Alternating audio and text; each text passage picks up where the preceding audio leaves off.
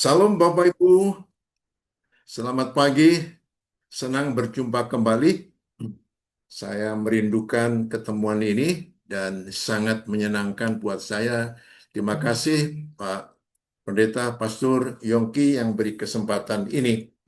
Saya bahagia dan senang sekali dalam 5 kali pertemuan kita, saya akan mengambil dari kitab Wahyu berkenaan dengan gereja-gereja sebagai teladan, pedoman, atau apa saja supaya kita dapat memahami gereja macam apa di mana Bapak, Ibu, Saudara berada.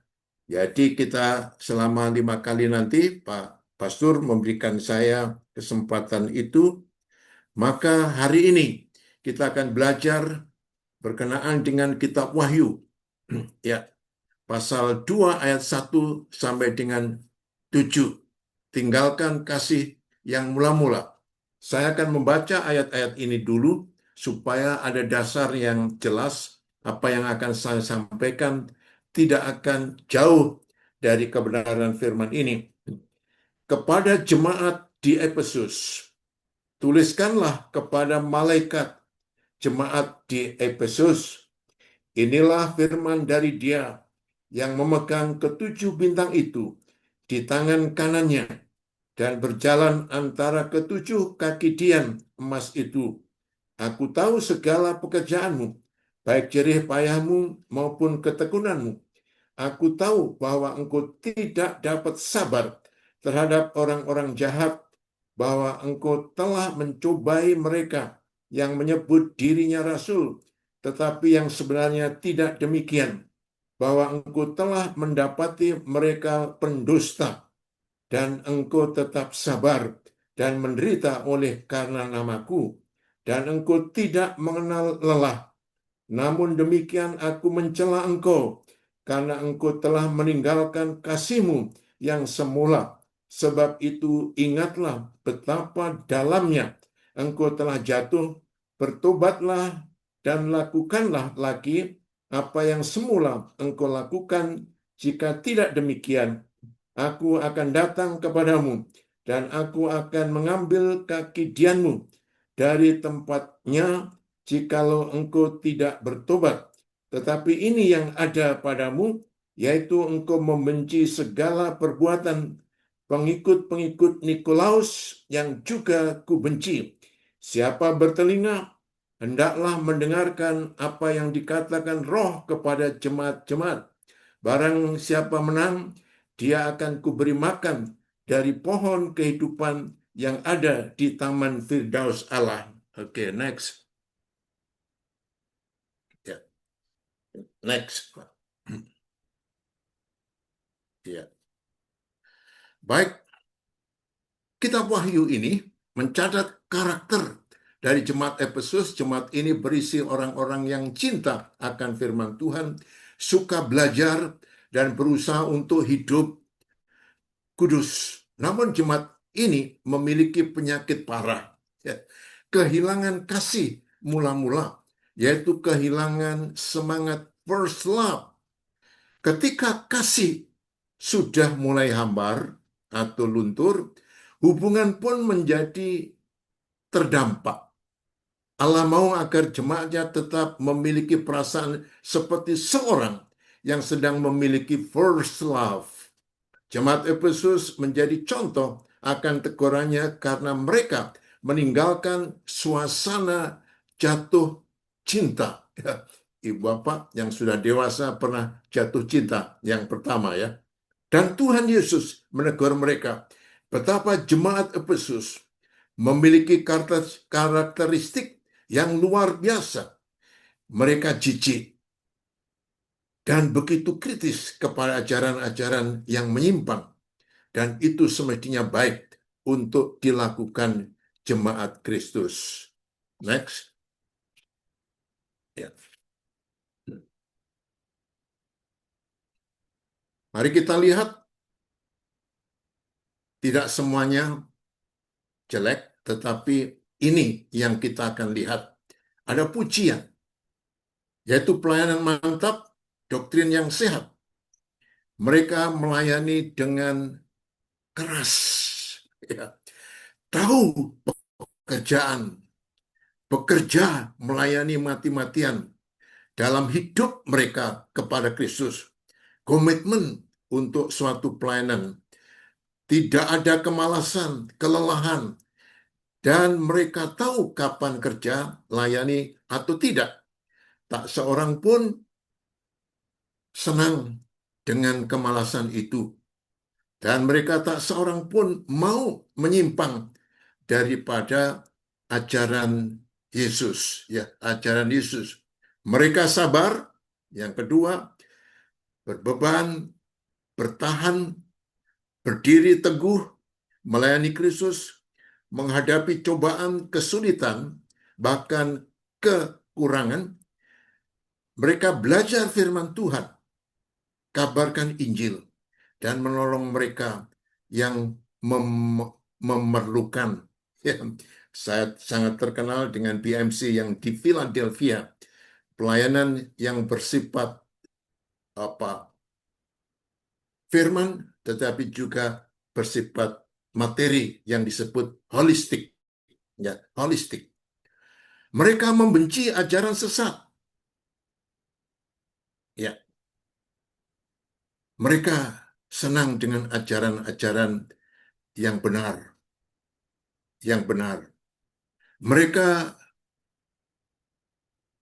mencela ajaran-ajaran yang tidak tepat itu. Mereka kritis terhadap praktek rasul-rasul palsu.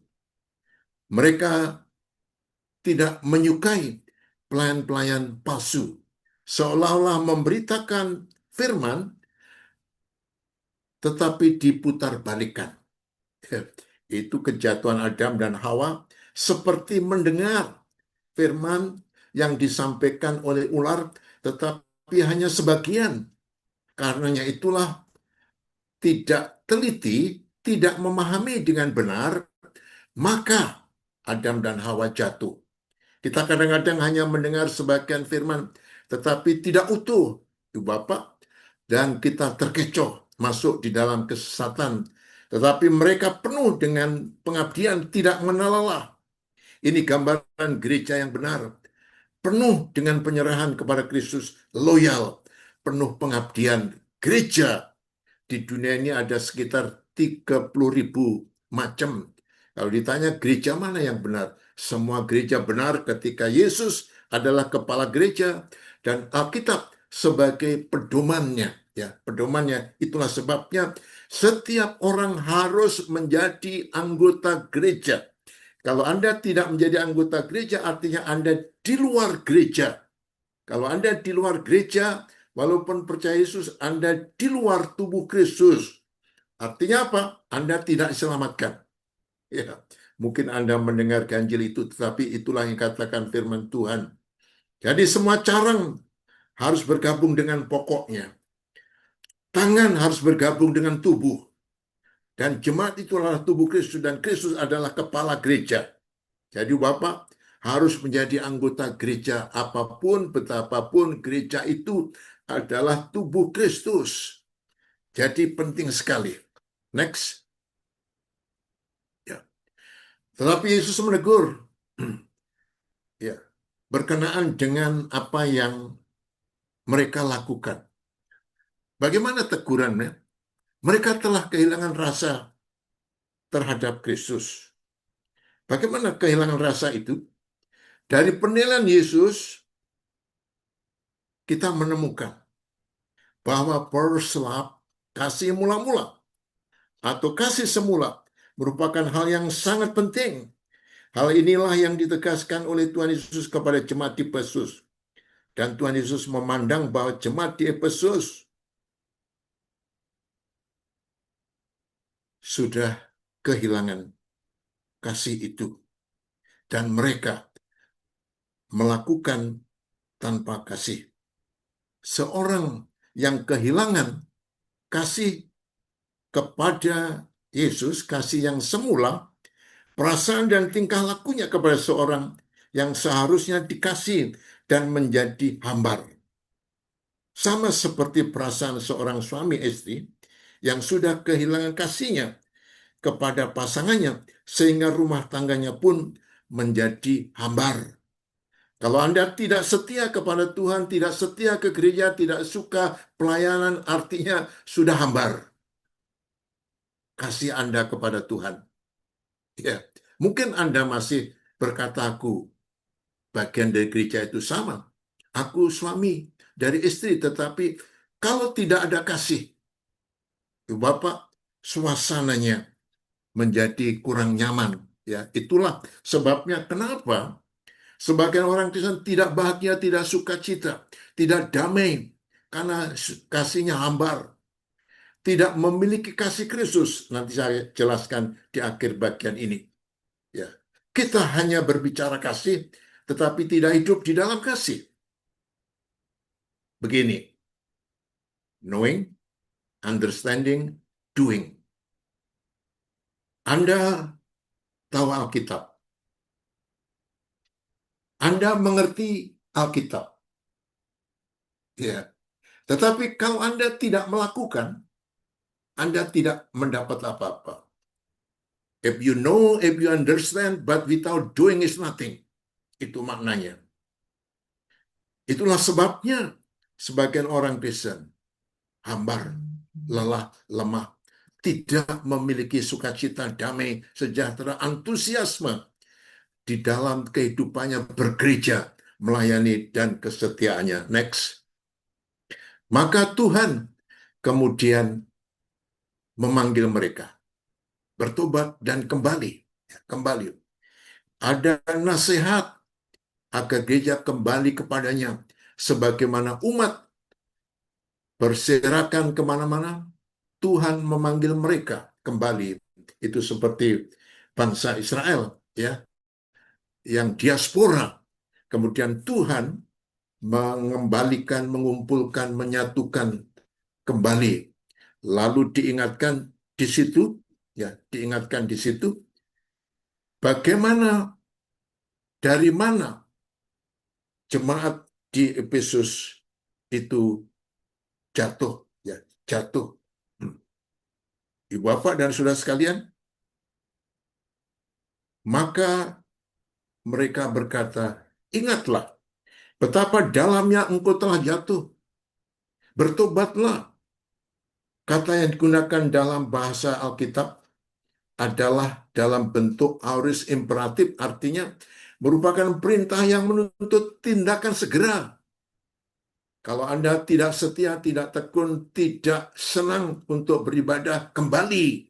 Ya, supaya jaminan janji Tuhan, buah roh itu akan Anda nikmati, akan Anda rasakan, Anda akan hidupi. Ya, jadi lakukan lagi apa yang semula engkau lakukan ketika engkau mendapatkan percaya kepada Yesus. Kata yang dipakai di sini menjelaskan kembali aorist imperatif, artinya adalah terus-menerus, segera lakukan. Tidak bisa tidak, sebab itu merupakan persyaratan, ya, keberadaan yang tidak bisa ditinggalkan, dilalaikan. Dan karena itulah Ibu Bapak sekalian, merupakan perintah yang menuntut tindakan segera. Kalau saudara mendengar, saudara tahu, saudara mengerti, tapi tidak dilakukan, Anda tidak dapat apa-apa.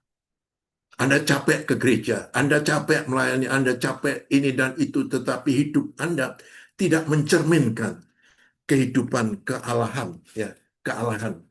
Bagaimana kalau dia melakukan yang benar? Next, ya, janji Tuhan bagi yang menang.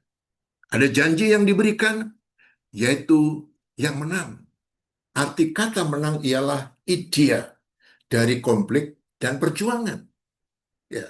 Arti menang di situ, Anda bergumul, berjuang, berperang dengan egoisme, dengan kesulitan, dengan kemiskinan mungkin, dengan kekurangan, dan sebagainya. Tetapi ketika Anda kembali kepada kasih yang mula-mula, Paulus katakan, di dalam penjara, tubuhku semakin kurus, jasmaniku semakin kurus. Ya, dan makan pun rebutan dengan tikus. Masa depanku tidak pasti. Ya, dan memang kemudian nanti Kaisar Nero akan menyembelih dia. Tetapi batinnya aku terangkat, menyaksikan kemuliaan Allah. Sehingga ada semangat dan dia berkata kepada orang Filipi, bersukacita. Ibu Bapak, sukacita itu dalam kata kerja. Sama dengan kata bahagia, kata berkat itu kata kerja. Anda tidak akan bahagia, tidak akan diberkati kalau tidak mengerjakan, tidak melakukan, tidak menghidupi firman Allah. Anda boleh berdoa bertalu-talu, tetapi doa itu dasarnya adalah firman Tuhan. Ya, Tuhan melihat kehidupan, Tuhan melihat umatnya, Tuhan melihat anaknya, apakah dia hidup di dalam kebenaran firman itu. Tidak hanya sekedar menjerit, menangis, tetapi tidak hidup di dalam kebenaran firman Tuhan. Dan Tuhan berkata, aku akan diberi makan dari pohon kehidupan. Ya, pohon kehidupan. Kita ingat akan peristiwa pada penciptaan, jangan makan buah pohon itu. Itu buah pohon kehidupan. Tetapi mereka makan karena belum waktunya. Itu artinya adalah merupakan kehidupan. Itu yang sering saya sebut soe. Soe hidup, bukan bios. Ya, binatang punya bios, tumbuh-tumbuhan punya bios, manusia punya bios. Tetapi semua tiga orang uh, lapisan ini, binatang, pohon, manusia, bios, tetapi akan neraka. Tetapi aku datang memberi soe, memberi hidup. Hidup yang kekal. Itulah yang diberitahukan kepada Tuhan. Aku memberi soe, memberi hidup. Hidup yang abadi. Dan menjadi warga di Firdaus. Menjadi warga Amerika pun sudah senang. Anak kami yang nomor 5, namanya Nisa, tanggal 2 kemarin sudah lulus ujian untuk menjadi citizen.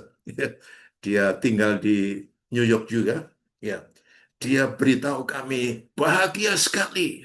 Ya, di warga Amerika bahagia, menjadi warga surga jauh lebih bahagia. Tidak ada tangis, tidak ada kesulitan, tidak ada masalah, tidak ada sakit, tidak ada berbagai hal yang menyedihkan, sukacita senantiasa. Bapak, itulah merupakan upahnya. Next, sebagai penutup. Ini merupakan teguran bagi kita pada masa kini agar tidak terjebak dalam pelayanan mekanis. Artinya mekanis, ya gitu-gitu saja. Ya ngono-ngono wae, tanpa kasih. Ya, seperti robot. Walaupun pelayanan mereka berdasarkan doktrin yang benar, bahkan orang di Efesus itu Alkitabnya baik benar tapi tidak dilakukan, itu masalahnya. Ya. Jadi nothing doing, ya. Jadi tidak ada apa-apa. Jadi walaupun knowing understanding mesti doing itu. Walaupun Anda tahu doktrin yang benar, gereja yang benar, Alkitab yang benar, tetapi without doing is nothing. Ya, nothing. Pelayanan tanpa kasih adalah sia-sia di mata Tuhan. Kasih yang mula-mula adalah kasih yang total, tanpa pamrih kepada Allah dan sesama. Itulah yang dikatakan Yesus, inilah perintah baru. Kasih. Ya, kasih Allah, kasih sama seperti dirimu sendiri. Bukan itu. Kasih yang baru seperti kasih Yesus. Hidup Yesus mengasihi dunia, berjuang, berkorban, pasrah diri secara totalitas tanpa pamrih. Duduk di sebelah kanan Allah Bapa. Amin. Mari berdoa. Bapa Surgawi, meteraikan firman dalam hati hidup kami. Ampuni Bapa, kalaupun kami tahu banyak, mengerti banyak, tetapi tidak melakukan itu sebabnya kami tidak mendapatkan apa-apa. Biarlah kami hidup dengan kebenaran firman. Kami hidup melakukannya. Kami hidup berdasarkan itu sehingga kami menikmati. janji yang Tuhan berikan kepada kami. Tuhan, biarlah Engkau mengampuni kami kalau selama ini kami tidak tekun, tidak taat, dan tidak menghidupi kebenaran firman-Mu. Inilah Tuhan hidup kami. Pasrah kami kepada-Mu secara totalitas di dalam nama Tuhan Yesus. Amin. Amin. Amin.